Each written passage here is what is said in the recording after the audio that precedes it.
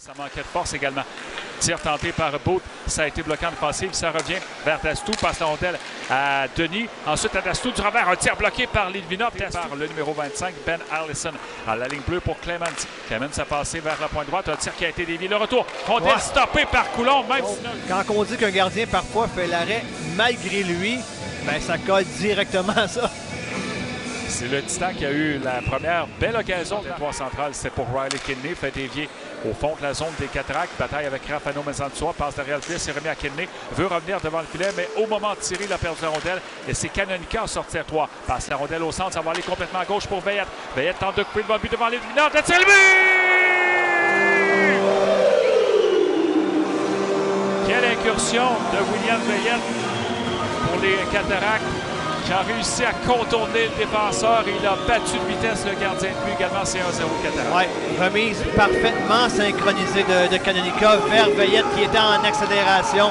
Ça lui a permis de battre Higgins de vitesse et de se donner un très bel angle sur Litvinov. Il le bat d'une feinte gauche-droite. C'est 1-0 Cataract. Le capitaine des Cataractes qui connaît un début de saison absolument magistral. Pour les Shawiniganais, il fait 1-0 Cataract. A remis au défenseur Polak. Dégagement à l'autre bout. Ça va aller derrière le filet du Titan. Et Cloutier, qui est en maraude, vient chercher la rondelle. Ça va vers le coin, à la droite. Passe dans l'enclave. Le tir de Nathan Etier qui a raté la cible. Ça revient rapidement devant. Litvinov fait l'arrêt. Le dernier malheureux de ce hors-jeu, c'est Gordy Dwyer. Son équipe était totalement désorganisée. Il venait de prendre 2 chances de marquer coup sur coup. Par la rondelle à la ligne bleue adverse. C'est repris par Riley Pitt. Pitt en entrée territoire, il était au centre. Oh, sentait venir Mathis Cloutier avec une mise en échec. A laissé aller la rondelle. Attaque des Cataractes. Booth passe son rondelle à gauche. Tire le but! Mathis Cloutier, c'est 2-0. C'est son 3e but de la saison, numéro 13 des Cataractes. La mise en échec aurait été retentissante. Mais disons que la suite de l'action l'est encore plus pour les Cataractes qui se donnent 2 buts d'avance. Andrews pour le Titan. À la rondelle à la gauche, un tir qui a été effleuré par le gardien Coulomb. C'est repris par Loïc Cusreau. Sortie zone avec un dégagement. Dégagement des Cataractes à la reprise. En première période, pour toi qui s'y trouvait. Alors les tests se poursuivent. Cloutier a passé la rondelle devant. Bel arrêt à Isaac Ménard. Ménard en territoire central, harcelé par le numéro 16 du Titan, Dylan Andrews. Le tir d'Allison près de la ligne bleue de Batters. Veillette, il est à la gauche. Veillette passe la rondelle dans l'enclave. Ça a été effleuré par Pitt. Sinon, il y avait une menace par les Cataractes, mais c'est repris par Baillargeon. Veillette dans l'enclave. Tire le but! William Veillette, 2e but dans le match du capitaine des Cataractes, alimenté par Jordan Tourigny, qui encore une fois avait quitté son point d'appui.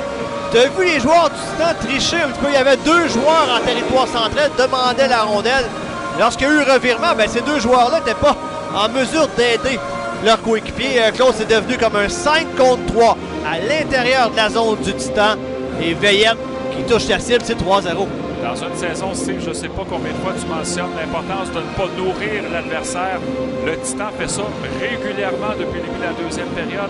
Des revirements à proximité de sa ligne bleue, offensive importante pour les Cataractes. C'est Batters qui gagne la mise en jeu. Larkin à la rondelle près de la ligne bleue. A passé Allison dans le cercle. Un tir sur le poteau. La rondelle qui est au pied du gardien Batters. Et là, on dit qu'il y a... Est-ce qu'on signale qu'il y a but, Steve? Donc, la rondelle est revenue vers l'avant. Claude, je pense qu'elle a bel et bien rentré. Oui, il était bien placé, l'officiel Marc-André Bernier, pour voir ce tir au-dessus de l'épaule droite du gardien Antoine Coulomb.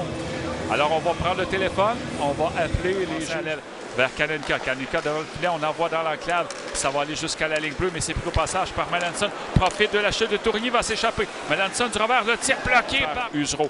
Dans le coin, c'est Higgins qui passe à Usereau vers le défenseur Usereau derrière le filet. C'est repris cependant par Batters. Clemens de la ligne bleue. Tire et le but! Oh! Clemens qui remet le Titan dans le match, Claude. C'est un tir qu'aimerait revoir Antoine Coulomb. Effectivement. Tellement solide depuis le début du match, Antoine Coulomb. Là, s'est fait surprendre par un tir en apparence anodin. Alors, 4-2 Cataractes avec 4 minutes 25 à faire en 3e période. Loris Rafano Mezansoa vient de sortir du banc des punitions. Alors, les Cataractes devront être sur leur garde avec 4 minutes 25 à faire en 3e.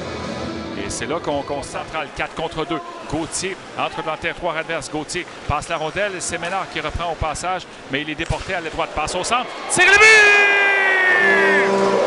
Deuxième but en troisième période de Daniel Agostino. Cette fois-ci, admirablement bien servi par une passe magique d'Isaac Ménard. Il était au haut de la zone ennemie. Agostino s'est rendu disponible et Ménard l'a repéré. Claude, la passe était parfaite. Agostino qui marque dans la partie inférieure du filet à contre-courant. Je pense que là, les carottes sont cuites. Oui, tantôt, il a battu les Minov dans la partie supérieure. Cette fois, à sa gauche, encore une fois, extrêmement précis. Deuxième but en troisième période de Daniel Agostino, ses 2 premiers buts de la saison. Je l'ai dit l'an passé, je vais te le redire, je pense qu'il y a un potentiel enfoui chez Daniel Agostino, point de vue